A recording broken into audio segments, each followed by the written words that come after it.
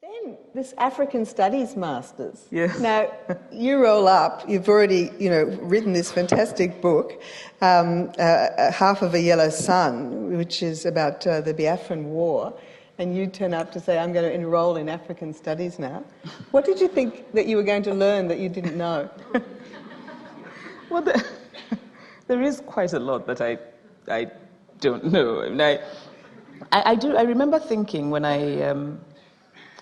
I think in some ways because I felt that my education generally in Nigeria had left me deficient in my history. I was very interested, for example, in pre-colonial West African history, and I had learned nothing about it when I was in school in Nigeria. And, I had done quite a bit of research and reading on my own, particularly to write Half of a Yellow Sun. But I also felt, there's this sense of gaps in my knowledge, wanting to know. And of course, the wonderful thing is that to learn about Africa, the best libraries and the best African connections are in the US. And Yale is a very good place, has a very good program, has a fantastic archive. And I thought, I'm going to do this program and I'm going to learn and I'm going to immerse myself in fantastic books. And so that's why I did it. And how was it? Now, that's a different story. Because the thing about you sort of imagine that to be in a program is to... I met very lovely people at Yale. Yes. So it wasn't an entire waste of time. But what I did learn from the program was that academia is not for me. And in some ways, it was a good thing for me to do that, to learn that, because I might have been imagining that, maybe I should be an academic. And after 2 years of the program, I realized that no, because academia, I discovered, particularly political science as it is done in the US, is not about the real world, it's about academia. I mean, I would joke and say that what they do is they create straw men, they beat them down, they create them again, they beat them down, and while all of this is going on, the real world is going on in a parallel universe, which is completely disconnected from what happens in academia. So, I didn't even understand most of what I read because it wasn't written in English. It was written in sort of political science jargonese, which I really struggled with. So no, and I didn't even get much time to go into the archives because I had to do so much reading that was not about the real world. That was about sort of somebody at Columbia had come up with a theory, and so let's apply it to Sierra Leone. And I was just thinking, I don't really care.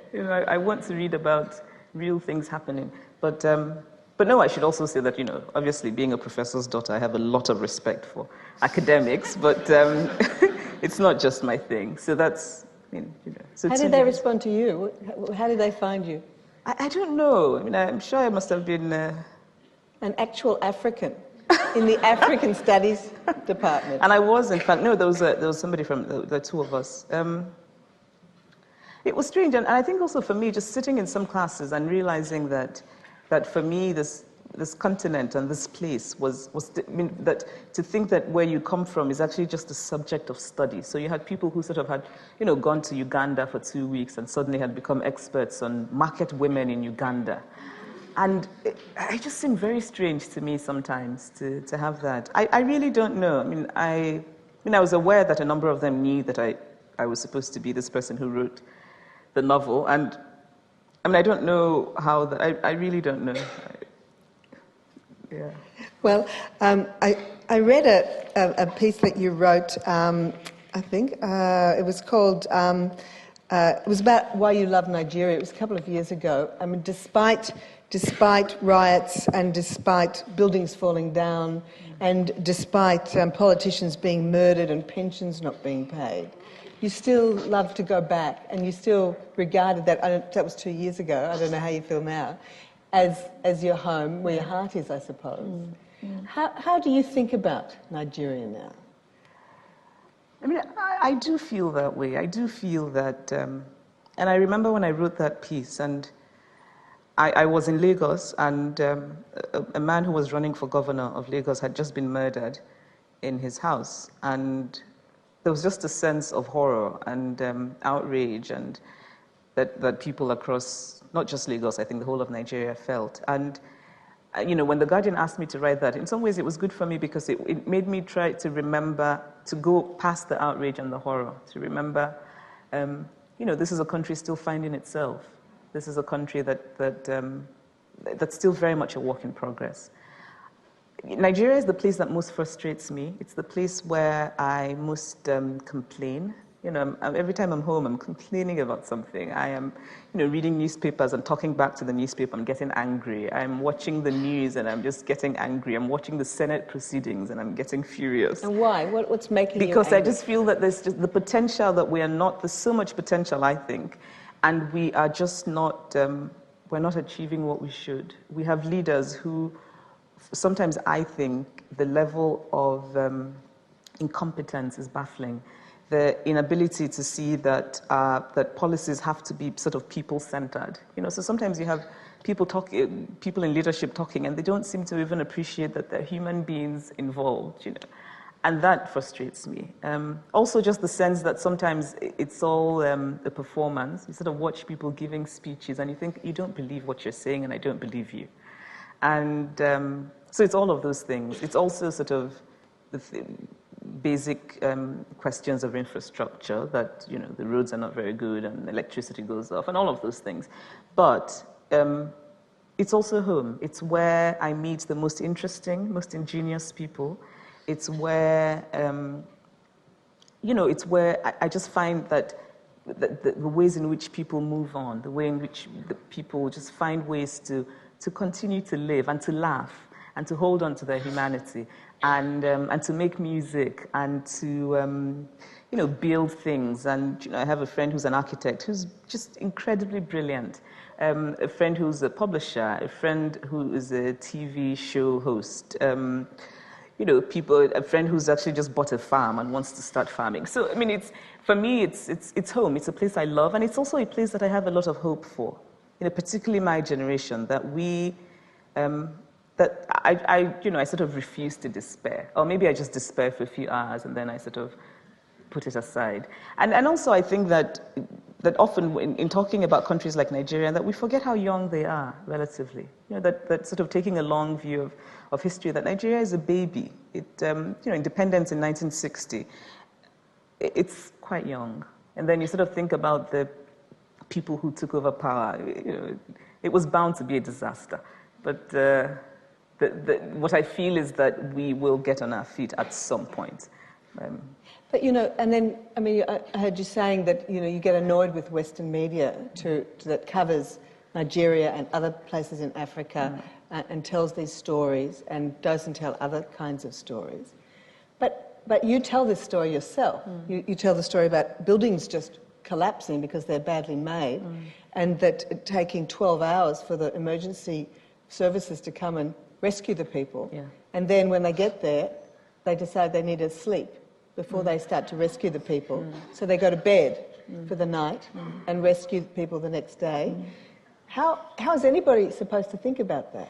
I think that my point isn't that the Western media shouldn't cover the buildings collapsing. My point is that it's not the only story. That in addition to covering the collapsing building, that maybe they should cover the woman I know, for example, who's set up this fantastic foundation to educate young women who can't afford to go to school. And she's a Nigerian. That they can cover, they can do profiles on the publishing industry in Nigeria that is starting to blossom in many ways, that you have independent publishing that's starting off. They could cover the people who, despite being poorly paid in journalism, continue to find ways to tell Nigerians the truth. So people who hold on to their integrity, people who are not all sort of fraudsters, that while there are people who are responsible for the buildings collapsing, there are also people who are trying to fix it. And so for me, it's really just having a balance of stories. That what's very frustrating being Nigerian or being African is that there's just one story, and it's exhausting to constantly have to sort of be the recipient of pity. I don't like pity. And I don't think that a lot of Africans do. And I think that what happens is with that kind of singular coverage is that you then become the recipient of endless pity, and that it doesn't help dialogue. It just doesn't. I don't see that it achieves anything, really. The other thing I read about is that you're a great fan of Michelle Obama. And I wanted to talk to you a bit about being African in America and in African American America. And how do you chart your course through there? It's quite different to be an African in America. Different from being African American. I remember when I first went to the US, I don't think I was quite aware of. I've often talked about having to discover that I was black when I went to the US, because it wasn't something that I was consciously aware of in Nigeria, because I didn't have to be, in a way that I think my friends from maybe Kenya and South Africa and Zimbabwe were. When you're from Southern Africa, race is more of an issue. It wasn't in most of West Africa. And so when I went to the US, it was sort of a strange thing to discover that, I had read Roots and all of that, but to discover that this label, black, was then applied to me. And it was something I resisted for a while. I didn't want to be black. How do you resist it? You resist it by the African-American man calling you sister and you saying to him, no, don't call me that. You resist it by buying into the stereotypes of African-Americans. Because you're the stereotypes of lazy, shiftless. The reason that they're poor is because they want to be, they don't want to work hard, they complain too much, they're angry for no reason, all of those. There's you buy into those because because you're an immigrant who wants to succeed, and often to succeed means that you sort of occupy a place. And that place sometimes means to buy into the stereotypes. And you do it also because you realize that black is the lowest level on the sort of racial ladder of America, and you don't want to be on that level. And so I went through a phase, and so I sort of became a libertarian and a right-wing angry person who felt that, these people complain too much. And then I started to read, and really sort of went through an education about African-American history. And then met people, obviously, because it really does matter when one has a sort of personal connection to a story. And knowing African Americans and reading about their history, and also just living in the US and watching, I came to see what it's like to be an African American. And I haven't experienced it, because it is quite different. Because in many ways, to put it crudely, to be a foreigner who's black, you're just one tiny step above on that ladder. Because people give you a tiny bit of respect because you don't have the history of slavery. So in some ways, I then sort of came full circle to embracing, so to speak, my blackness. So are you sister now? I have been known to refer to people like Don Cheadle as a great brother. And Barack Obama as well. So tell me about Barack and Michelle. I just love, I remember when following American politics, which is something I do, and starting off supporting Hillary Clinton, because I have just always admired her spunk. And then I started to read about Michelle Obama. I thought Barack Obama was all right, but I thought, I really didn't want him to run, because I thought he would not win, and then it would be a drawback for black people for the next 100 years. And so I thought, he really just needs to stay in the Senate and calm down. And then I started to read about Michelle, and I thought, if she married him, then he can't be that bad. So maybe there is hope. What is it about it? It's her. I think in some ways it's also that there's a sense in which it's that she reflected what is familiar to me, but what I felt the world didn't know. She's this.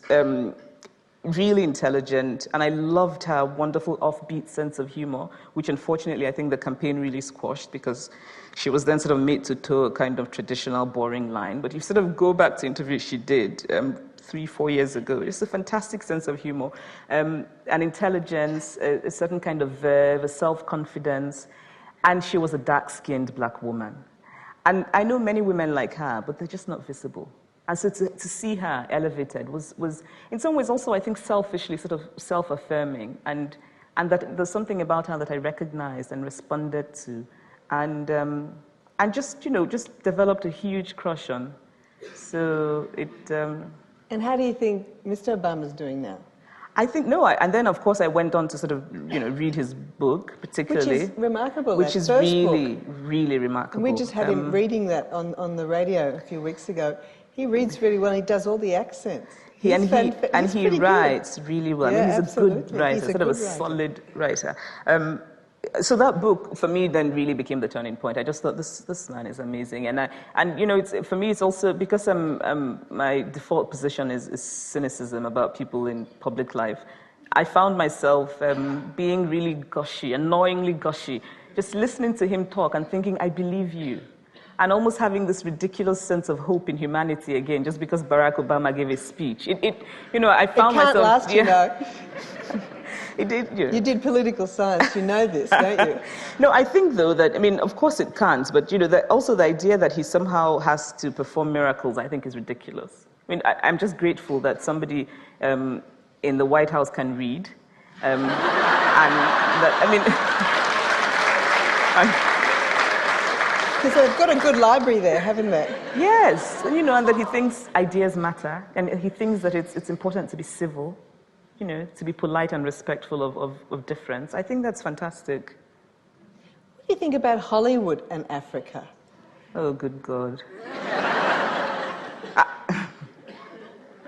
I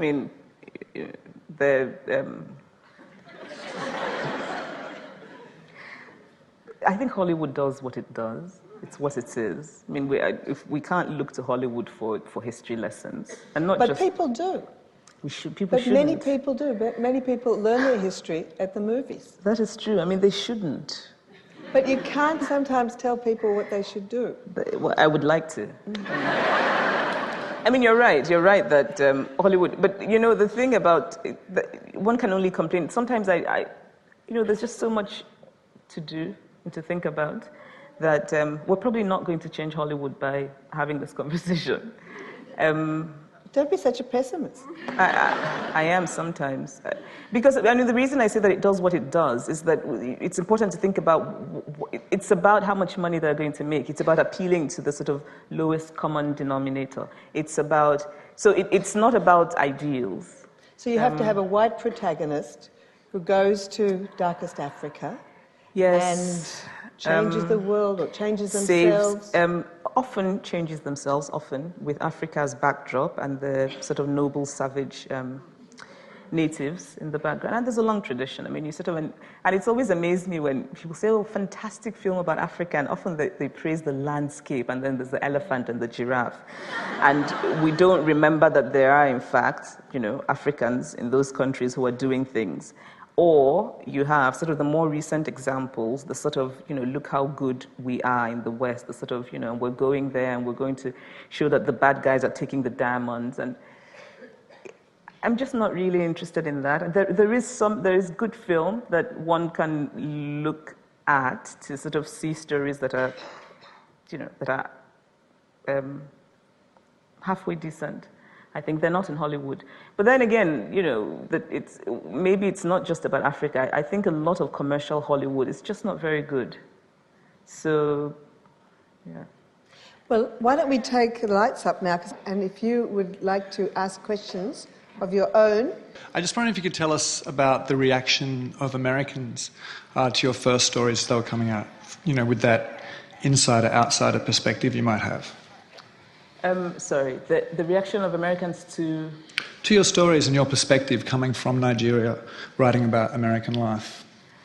Actually, this collection doesn't come out in the US until next month, so I don't know what the reaction will be. But, what do you think it might be?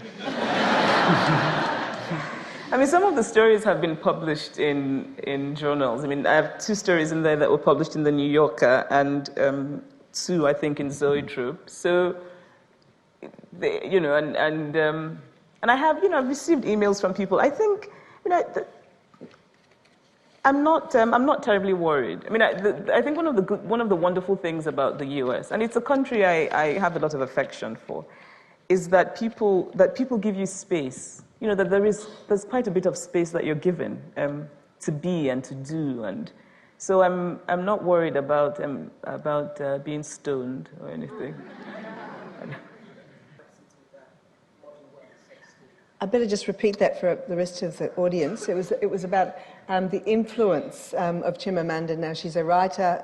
How would she influence the politics or the ideas for people to change things, to mobilise Africans to change things for themselves?